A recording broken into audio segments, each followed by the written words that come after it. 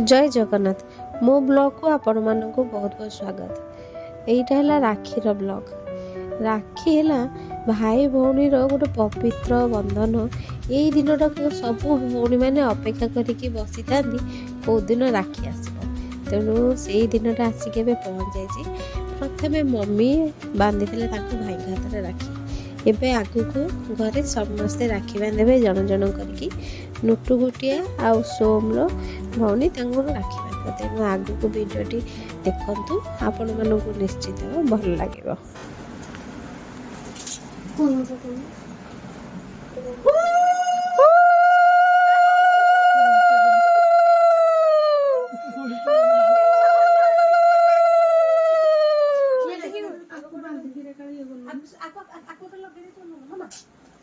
सोमू को लगे तो चल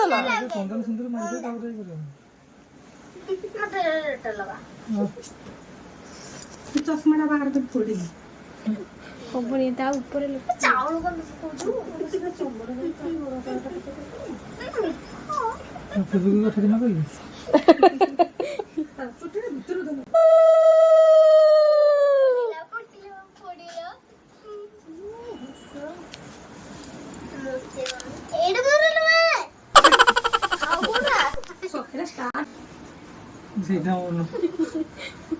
तू गोटे कहबू तो अनुसार राखी बंधा ना बस गिफ्ट मगै जे आसीन भलो कर फोन मगै जे मो पुओ काली आसी पहुंचो आज आसी बजे मूवी सोला हमरा सिंगर तोर कितरा कोन मते भी तो बड़ी भल लागे 50 तोर चाडीदा कितरा एती टाइट तो कितना ना बांधी दे तापर तो साइज में छड अरे मिठा खाइनो ओ नो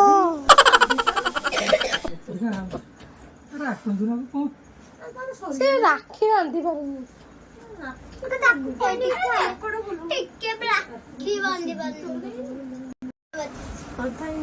ठीक स्पीड स्पीड रे बांधे कौन ये चल से गोटे गंठी सिमती कौन नंदी चले छुपड़े कोई दी तो साइज रे कटा हो वेट कर से देखले गुरे दो राखी रे तक बांधी आसु से गुरे दो ताको साइज रे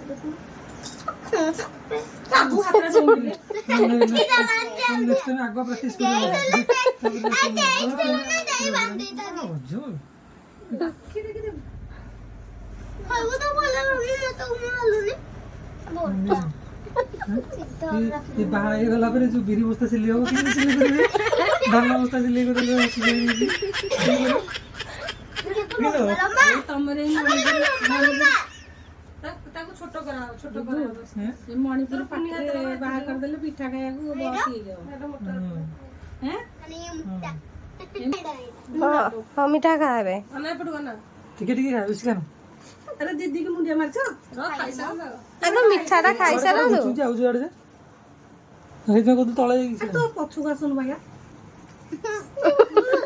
धीरे उठा चारोटे मुंडिया मार दीदी के मुंडिया मार मत इतने रो दीदी के मुंडे वाला तारोटे दीदी के दियो हेती ए आ मते गिफ्ट देई चंदी आ हबो नहीं ना अरे निया दे दउ न नंदू बा हेडफोन मगेची तुमने एक्सरसाइज लंबी दा स्टाइल तक गुड़े के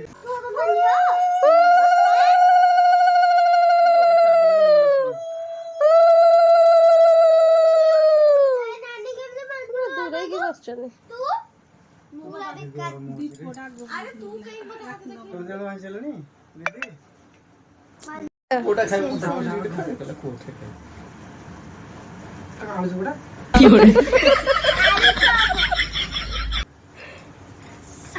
चुप हां सब तो रेडी भाई हां ना बस बैठे से खाए चलो तारे साबे कोन खाइए नी मुंडे वाला खातिर सरिया नहीं दे पावना को रखी दे दो ना पापा तुमने आ पावना दो ना अच्छा मैं राखी बांधले पावना दो ना इला बांधी से नहीं करे मम्मी रो तो सुनो हसीबेनी टिके याडे उंडो दी जन जाको दूरे की देखे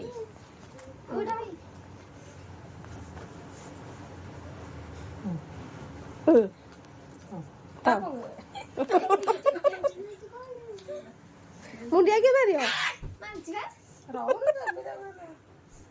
ହାତ ଦଉନ ପୁରୀରେ ଯିଏ ଗୋଟେ ବାହା ଆମ ପୁରୀ ଯିବୁ ରହିବାକୁ।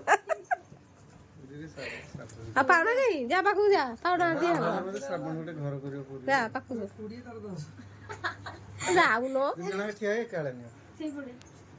ଯା ସାବି ଦି ଜଣ ହଜାର ଲାଗେ ବାହାରୁଛ। ହଁ କେତେ ଦରକାର ନାହିଁ ଗୋଟେ ନେବି ଗୋଟେ ନେବି କହ ଆହୁରି ଅଧିକ କଲା ଦରକାର ନାହିଁ। ଦେଖେ ଜିଜୁରେ କେତେଟା ବାହାରୁଛି ଆମ ଗରିବ ପାଖ ନାଇଁ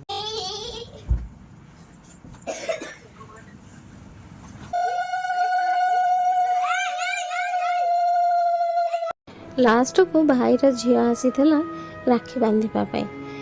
କୁନି ଭଉଣୀ ସେମାନଙ୍କର, ତେଣୁ ସେ ଲାଷ୍ଟରେ ରହିଥିଲା କୁନି ଭଉଣୀ। ସେ ରାକ୍ଷୀ ବାନ୍ଧି ଦେଇଥିଲା। ତାପରେ ସମସ୍ତେ ଆମେ ଖିଆପିଆ କରିଦେଇଥିଲେ। ଖିଆପିଆ କରିସାରିକି ସବୁ ଫିଲ୍ମ ଦେଖିବା ପାଇଁ ବାହାରି ପଡ଼ିଥିଲେ।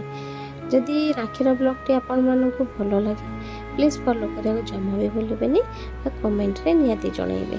ଜୟ ଜଗନ୍ନାଥ।